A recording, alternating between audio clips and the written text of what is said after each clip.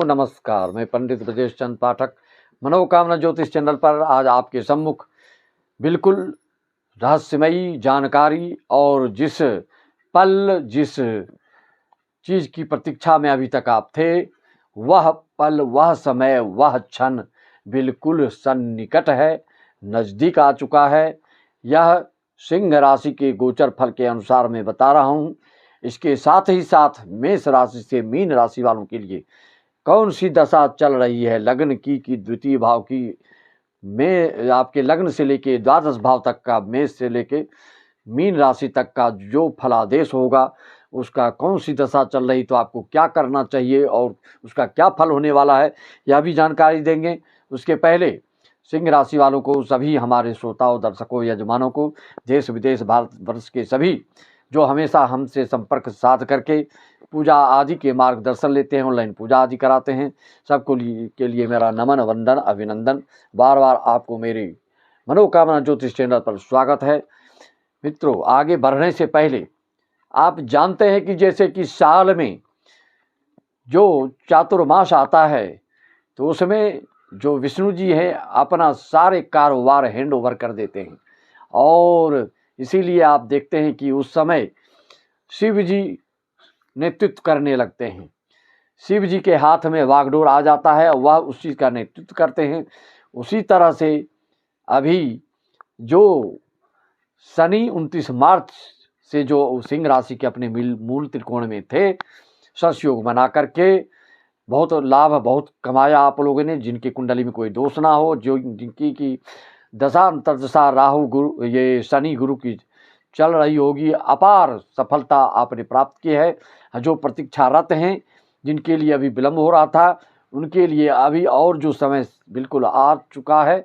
जो आप प्रतीक्षा कर रहे थे 2025 कैसा होगा, 25 में भी अब फरवरी समाप्त होने वाला है। मार्च में 29 मार्च को शनि राशि परिवर्तन करके अष्टम में चले जाएंगे, और जैसे कि भोले बाबा अपना वागडोर संभालते हैं चातुर्मास में, उसी तरह से शनि जो हैं आपके ग्रहों के न्यायाधीश, न्यायकर्ता, ये अपने बदले अपने ही जैसे फल देने वाले मित्र राहु को अपने स्थान पे बैठाने वाले हैं।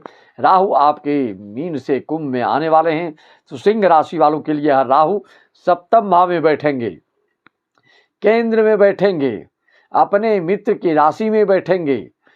और यह राहु, आप जानते हैं कि राहु केतु के बारे में कि राहु मायावी है और भौतिक सुख सुविधा, ऐश्वर्य, वैभव आदि से पूर्ण करने के लिए यह जितनी तीव्रता से, जितनी तेजी से सफलता प्राप्त कराते हैं, उतना किसी ग्रह में उतनी शक्ति नहीं कि यह आपको उस हिसाब से प्राप्त करा दें।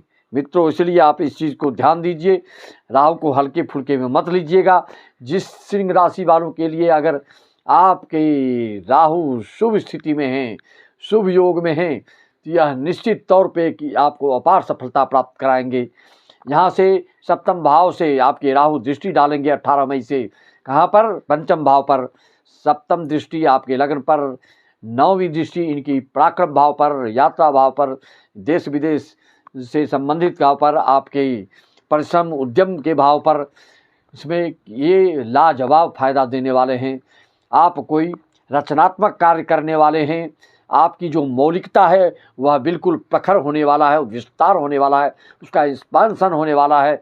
और जो कलात्मक क्षेत्रों से जुड़े हुए हैं, जो साहित्यकार हैं, जो संगीत कला से जुड़े हैं, जो बॉलीवुड से जुड़े हैं, जो फिल्म उद्योग से जुड़े हैं, ऐसे लोगों के लिए जो रियल एस्टेट से जुड़े हैं, जो आपके लौह कार्य से जुड़े हुए हैं, खदान आदि से जुड़े हुए हैं, हार्डवेयर चीज़ों से जुड़े हुए हैं, देश विदेश इंपोर्ट एक्सपोर्ट से जुड़े हुए हैं, क्योंकि सप्तम भाव रोजगार, व्यवसाय, देश विदेश के इनकम को भी दर्शाता है। और यहाँ पर आके आपको जो विदेश से इनकम कर रहे हैं, चाहे यूट्यूबर से हों, चाहे नेटवर्किंग के माध्यम से हों, चाहे आप स्टॉक मार्केट की बात हो, चाहे माइनिंग की बात हो, हर क्षेत्र में लाजवाब, शानदार, जानदार फल देने वाले हैं। आप अपनी कुंडली को देख सकते हैं, तो देखिए जो मैं बता रहा हूँ उस शर्त पे अगर ऐसी कुंडली आपकी है तो निश्चित तौर पे आप अभी से गदगद हो जाइए और खुश हो जाइए और हाथी की चाल चलिए और मस्त मौला हो जाइए।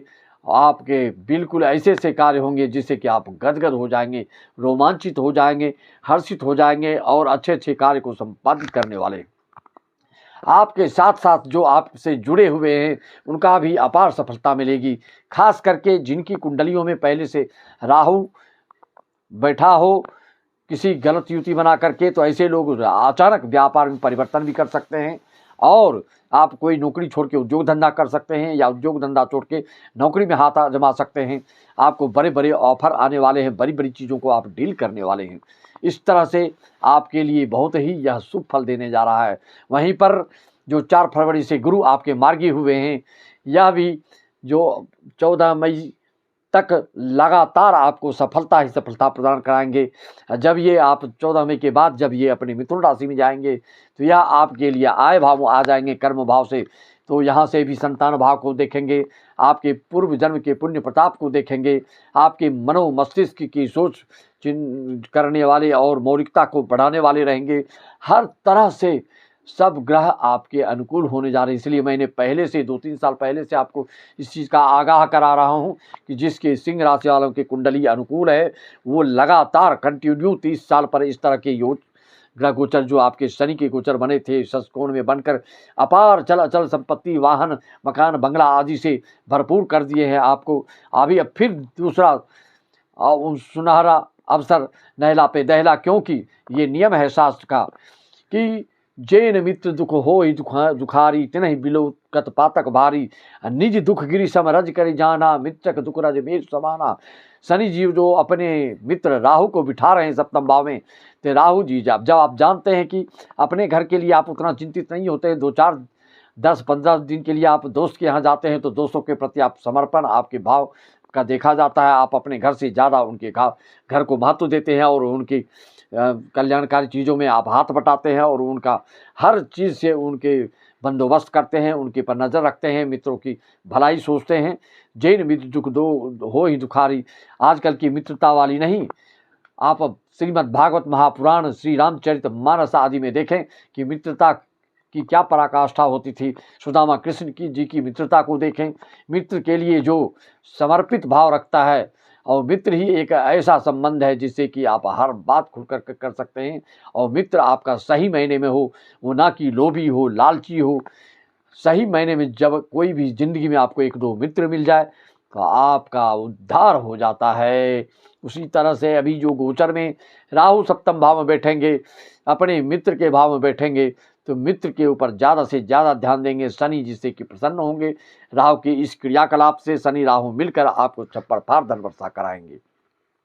आपको क्या रत्न धारण करना है, क्या स्तुति करना है, मैंने जैसे कि बताया। आपकी किसी प्रकार के कोई दोष होता है किसी कुंडली में, तो एक जनरल चीज़ होती है, जैसे घी का दान करना, मधु का दान करना, या किसी सत्ग्रंथ का दान करना, या कोई सत्कार्य करना, यह सब के लिए बराबर फलदायी होता है। उसी तरह से कोई भी किसी भी राशि लग्न के हों, वो अगर श्री रामचरितमानस का पाठ करते हैं, महामृत्युंजय कराते हैं, श्रीमद् भागवत महापुराण कराते हैं, हनुमान चालीसा का पाठ कराते हैं, निरंतर 108 आदि संगीतमय कराते हैं, तो बिल्कुल आपको वह फल निश्चित तौर पे मिलता है।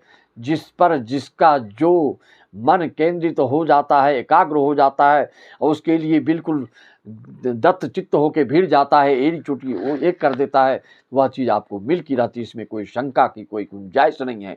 जय पर जय के सत्य सनेहु सोते ही मिल ही न कछु संदेहु। आप संदेह मत करिए, दिग्भ्रमित मत होइए, अपने आत्मबल पर, विल पावर पर विश्वास कीजिए और कदम को यूं ही बढ़ाते जाइए।